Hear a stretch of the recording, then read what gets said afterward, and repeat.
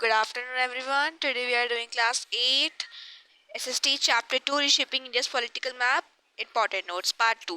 तो आज हम important notes part 2 करने वाले हैं कवर। यहाँ से हमने स्टार्ट करना है आज की वीडियो से। स्टार्ट हो गई रेजिस्टेंस टू द सुल्तान। सुल्तान कैसे स्टार्ट हुए थे? ईस्टर्न किंग जो गंगा किंगडम था जिसको हम नारा सिम्हा देव के फर्स्ट के नाम से जानते हैं, रेसिस्टेड सुल्तान इन्वेजन। उन्होंने रेसिस्ट किया मतलब उन्होंने लड़ाई करी सुल्तान को, सल्तनत था एक तरीके से उनके इन्वेजन मतलब जब कोई दूसरा देश दूसरे देश पर लड़ाई करता है, उनके लड़ाई पर उन्होंने लड़ाई करी। किसने? ईस्ट गंगा किंगडम ने। नेम था Narasimha Deva first. Important name है, इसको आप याद रखना, ठीक है। Musunuri Nayakas and Hoysalas in the south opposed northern forces. जो होयसाला था वो साउथ का था, ठीक है, एंड मुसुंडी नायकर्स आपके नॉर्दर्न फोर्सेस थे। ये दोनों अपोज्ड थे। देखो मुंसूरी आपका नदन था, इसका कैसे याद रखोगे? यहाँ पे आप देख सकते हो कि एम के बाद एन आता है, तो आप यहाँ से समझ जाओ कि मतलब मुंसूरी मतलब नदन हो जाएगा। एंड होयसाल आप समझ जाओगे यहाँ पे S R that means for south region, ठीक है। मुंसूरी एंड नयक्का जो थे दोनों अपोज्ड फोर्सेस थे, अपोज्ड हमारे किंगडम्स थे। वेयर एज मुंसूरी आपका कहाँ से था? नॉर्दर्न फोर्स था, एंड वेयर एज होयसाल आपका साउथ फोर्स था। Bahmani Sultanate and regional powers like Mewar resisted Northern dominance। जो बाहमनी सल्तनत था और जो रीजनल पावर्स थी, ये एक डायनेस्टी का नाम है, ठीक है। डायनेस्टी का नाम है, डायनेस्टी एक, it is a dynasty. And जो कुछ रीजनल पावर्स थी मेवाड़ की, उन्होंने नॉर्दर्न डोमिनेंस को रेसिस्ट करा, ठीक है। ये सभी आपकी जो बहामनी और जो मेवाड़ थे, आपको पता है साउथ इंडियन की साइड से किंगडम्स है, तो इन्होंने रेसिस्ट करा नॉर्दर्न डोमिनेंस पर। नॉर्दर्न पे कौन हमला करता? दिल्ली पे आप जानते हो मुगल लोग जो रूल कर रहे थे, तो उनसे लड़ाई करने के लिए सभी ने रेसिस्ट किया था इन द नॉर्दर्न डोमिनेंस। अब हम पढ़ने वाले हैं विजयनगर एम्पायर। आपने पढ़ा होगा, बहुत फेमस है, आपकी इंग्लिश की बुक का चैप्टर भी है एक विजयनगर एम्पायर से related chapter, Krishnadevaraya first chapter ये थे। सो विजयनगर एम्पायर को किसने ढूंढा था? अच्छा, लोग इस पे कंफ्यूज रहते हैं कि फाउंड किसने करा था? हरिहरन बुक्का ने। एंड इसके रूलर कौन थे? किंग कृष्णदेवराय, ठीक है। एक बार दोबारा समझते हैं कि किसने इसे खोजा था। हरिहरन बुक्का ने in the 14th century. Whereas इनके पावरफुल रूलर कौन थे? कृष्णदेवराय, ठीक है। जो कृष्णदेवराय ने विजयनगर एम्पायर को उसके हाईएस्ट पीक पर पहुंचाया था at that time 16th century में, ठीक है। कृष्णदेवराय ने लिटरेचर, टेम्पल बिल्डिंग एंड बहुत सारे मिलिट्री कंपेनियंस को प्रमोट किया। उन्होंने टेम्पल्स बनाए, जैसे कि विठल टेम्पल जो कि हम्पी में है। हम्पी विजयनगर का क्या है? कैपिटल है, capital of Vijayanagar. Minute, so it is the capital of Vijayanagar, ठीक है। नेक्स्ट हमारा आता है कि अब विजयनगर एम्पायर जो था, विजयनगर एम्पायर कब खत्म, मतलब विजयनगर के जो रूलर थे powerful, that is king Krishnadevaraya Raya, उनकी डेथ कब हुई? उनकी डेथ कब हुई थी? बैटल ऑफ तालीकोट में, ठीक है। 1865 में जो हुआ था तालीकोट की बैटल की वजह से उनकी डेथ हो गई थी अगेंस्ट डिकेन सल्टनेट्स। किनसे लड़ाई हो रही थी उसमें? उनकी डिकेन सल्टनेट्स, जो किनारे पे रहने वाले सल्टनेट थे, उनके खिलाफ उनसे लड़ाई हो रही थी बैटल ऑफ तालीकोट में इन 1565, ठीक है। नाउ नेक्स्ट है हमारा द मुगल्स। मुगल्स क्या है? मुगल्स में बहुत सारे मुगल्स हमें पढ़ेंगे इस चैप्टर में, ठीक है। सो बाबर, इसमें क्वेश्चन आंसर्स भी होंगे, ठीक है। आज हम इसका पूरा ये पढ़ने वाले हैं यहाँ तक, ठीक है। यहाँ तक हम पढ़ने वाले हैं आज की वीडियो में। In upcoming video will start from the questions. So यहाँ पे बोला जा रहा है बाबर कौन था, एक बार मतलब मुगल से स्टार्ट करते हैं हम। बाबर डिफीटेड इब्राहिम लोदी इन 1526।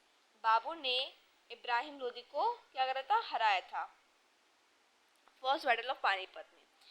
फर्स्ट बैटल कब हुआ था पानीपत का? 1526, ठीक है। और उसी टाइम से मुगल एम्पायर स्टार्ट हुआ। अच्छा, लोधी डायनेस्टी कब खत्म हुई? व्हेन Lodi dynasty कब खत्म हुई? At the first battle of Panipat in 1526, and the rising in of Mughal Empire was started the battle after the battle of Panipat also, ठीक है। Now Humayun lost regained the empire। Humayun ने अपना जो उसका empire था उसको खो देता। वाई? बिकॉज हुमायूं जब बाबर एंटर करा था इंडिया में, बाबर ने जब इंडिया में एंटर किया था, as you know that Babur ने 4 साल यहाँ पे राज्य किया है, तो 4 साल, चौथे साल में उसका जो बेटा था हुमायूं, वो उसकी तबीयत खराब हो गई थी, मतलब इतनी तबीयत खराब हो गई थी कि उसकी डेथ वाली सिचुएशन हो चुकी थी। तो बाबर ने अपने गॉड से प्रे किया था कि इसकी बीमारी बाबर को लग जाए, ठीक है, एंड उसकी बाबर की जो उम्र है वो हुमायूं के लग जाए। तो यही चीज़ हुई, फिर बाबर मर जाता है एंड हुमायूं बच जाता है।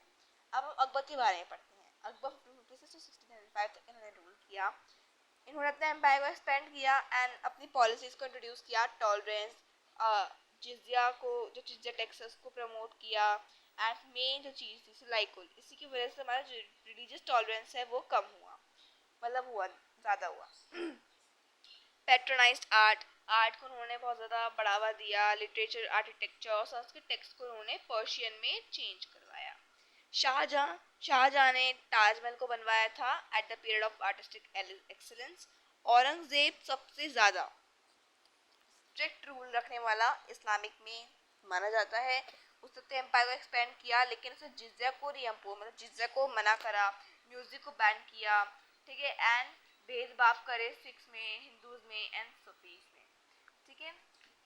नाउ अब इसमें इसने इस्लामिक के लिए भी स्ट्रिक्ट रूल्स बनाए थे, ठीक है। इसने इस्लामिक में भी स्ट्रिक्ट रूल्स को फॉर्म किया। Rules were formed, okay. तो यहाँ पे हमारा मुगल का खत्म होता है। रेसिस्टेंस टू मुगल आता है कि मुगल ने कहाँ कहाँ लड़ाई करी, ठीक है। रेसिस्टेंस टू मुगल स्टार्ट होता है, सो जट रिबेलियंस, एक ट्राइबल अपराइजिंग है जिसमें बिल्स और गॉन्ड संथल्स ये सभी ट्राइब्स हैं जो कि जट रिबेलियंस में आती हैं। इनके साथ मुगल की लड़ाई हुई थी। रानी दुर्गावती जो थी उन्होंने अकबर के खिलाफ लड़ाई करी थी एट द बैटल ऑफ मार्टियर इन 1564, ठीक है। रानी दुर्गावती, अब आपसे एमसीक्यू आ सकता है कि रानी दुर्गावती ने ब्रिटिश एम्पायर से लड़ाई करी थी या किसी और से, तो आप लिखोगे अकबर से। राजपूत के बारे में पढ़ते हैं तो महाराणा प्रताप ने मुगल सिर्फ लड़ाई करी थी at the Haldi Ghati 1576 and उन्होंने सिस्टर्स को कंटिन्यूड रखा। Example like Durgadas Rathore of Mewar, उन्होंने अपनी लड़ाई को कंटिन्यू रखा विद द मुगल्स, ठीक है। अब हम एक ट्राइब के बारे में पढ़ने वाले हैं, अहोम्स ऑफ असम। सो इन्होंने गुरिल्ला वारफेयर को यूज़ किया, ठीक है, बहुत इंपॉर्टेंट वारफेयर है, इसको आप याद रखना, ठीक है। Defeated Mughal in the battle of Saraighat. Ahoms ने मुगल्स को, हमने चैप्टर अपने क्लास 6-7 में ही पढ़ा था कि होम्स ने एक बार मुगल्स को हराया था। हमने होम्स एंड गॉन्ड्स के बारे में पढ़ा था, यस, कि होम्स आपके फर्स्ट एरिया में रहते हैं, ठीक है। तो इन्होंने मुगल्स को हराया था the battle of Saraighat in 1671। Important date है, इसको याद रखना। अब हम सिक्स के राइज में पढ़ेंगे, rise of the six. Founded by Guru Nanak 15th century. Sikh जो एम्पायर था किस वजह से फॉर्म हुआ, किनके द्वारा फॉर्म हुआ, तो गुरु नानक की वजह से फॉर्म हुआ इन 15th सेंचुरी। तो ये सभी आपके रूलर्स हैं जिन्होंने सिख एम्पायर को चलाया था। गुरु अर्जन, और सबसे ज़्यादा इंपॉर्टेंट है गुरु तेग बहादुर, जिन्होंने मुगल्स के खिलाफ लड़ाई करी और अपने एम्पायर को आगे करा। गुरु गोविंद सिंह ने फॉर्म किया था खालसा डायनेस्टी को। इम्पॉर्टेंट लाइन है, इसको अंडरलाइन कर सकते बुक में भी।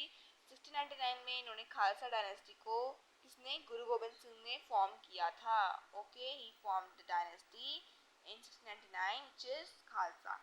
ये भी आ सकता है कि name the dynasty which is formed by Guru Gobind Singh at the date of 1699 at the year of 1699। ये भी आ सकता है who form the Khalsa dynasty, ठीक है। महाराणा रंजीत सिंह ने यूनिफाइड किया Sikh into the Sikh empire. Maharaja Ranjit ने सिख को सिख एम्पायर में बदला 19th सेंचुरी में, ठीक है।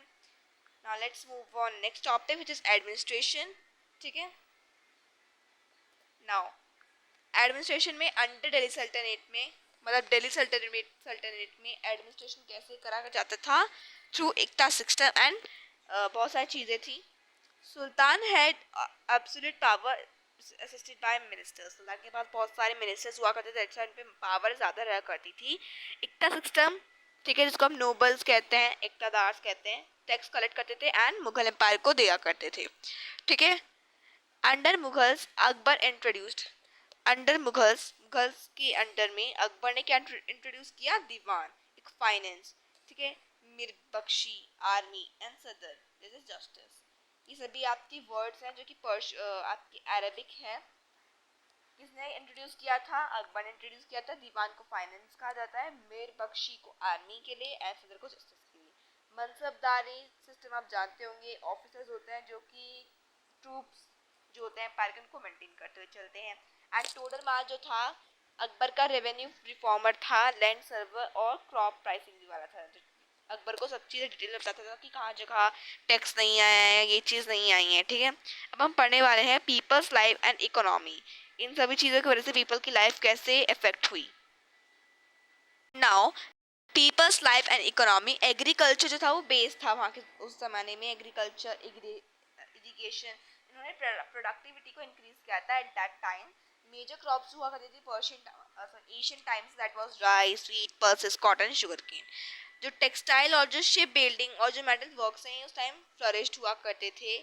Ports like Surat, Calicut and Masulipatnam, बहुत इंपॉर्टेंट है लाइन, इसको लाइन करना आपके क्वेश्चन आ सकता है MCQ and in the 1 mark question that name the ports, ठीक है। नाउ हुंडी सिस्टम भी बहुत इंपॉर्टेंट है आपका। हुंडी सिस्टम एक सेफ और बॉर्डरलेस मनी ट्रांसफर करते हैं ये।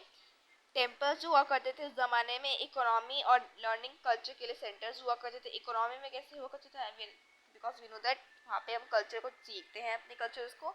सो इकोनॉमी वहाँ पे अर्बनाइजेशन जो होता है वो बहुत ज़्यादा हुआ करता था पहले ज़माने में, ठीक है। पेंटिंग्स के थ्रू लोग आया करते थे, ठीक है, जो कि आज भी होता है बट थोड़ा कम होता है अगर कंपेयर करें पुराने ज़माने से।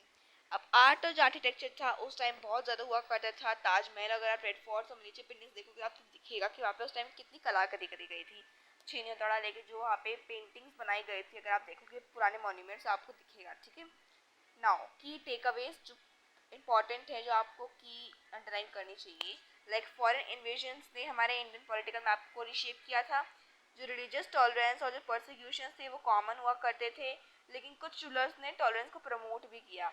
जैसे कि पुराने ज़माने में लोग भेदभाव करा करते थे, ये करते थे कि तुम्हारी जाति ये है या तुम्हारा धर्म ये है, तो उस टाइम में कॉमन हुआ करता था। बट कुछ रूलरों ने कोशिश करी कि वो इस चीज़ को जस्टिस दे सके कि कोई चीज़ नहीं होती है, ठीक है। ऐसे इंडिया की जो इकोनॉमी थी वो उस टाइम बहुत स्ट्रांग हुआ करती थी, लेकिन कॉमन पीपल को सफ़र करना पड़ता था। आजकल के ज़माने में एज नो दैट इंडिया को हम गोल्डन बर्ड के नाम से भी जानते हैं, बट आजकल के समय में गोल्डन बर्ड नहीं है वो। वाई, बिकॉज बहुत से कंट्रियों ने इस पर कब्जा करा और सब कुछ चीज़ें ले गए। Okay, now cultural resilience was strong despite political stability. हमारे इंडिया के देश में कल्चर रेसिलेंस, जो धर्म की चीज़ बोलते हैं, कल्चर जो कल्चर हुआ करता था बहुत स्ट्रॉन्ग हुआ करता था पॉलिटिकल स्टेबिलिटी से ज़्यादा। पॉलिटिकल स्टेबिलिटी मतलब जो लोग पॉलिटिक्स के बारे में बात कर सबसे ज़्यादा, ठीक है, उससे सबसे ज़्यादा कल्चर रेसिलेंस ज़्यादा हुआ करता था पुराने ज़माने में, ठीक है। तो आपको आई होप आपको आज की ये चीज़ समझ आई होगी। If you don't understand so please ask me in the comment section, and if you're new to my channel so please subscribe to it and share to it for more updates, and if you need some or more notes on this so please comment me.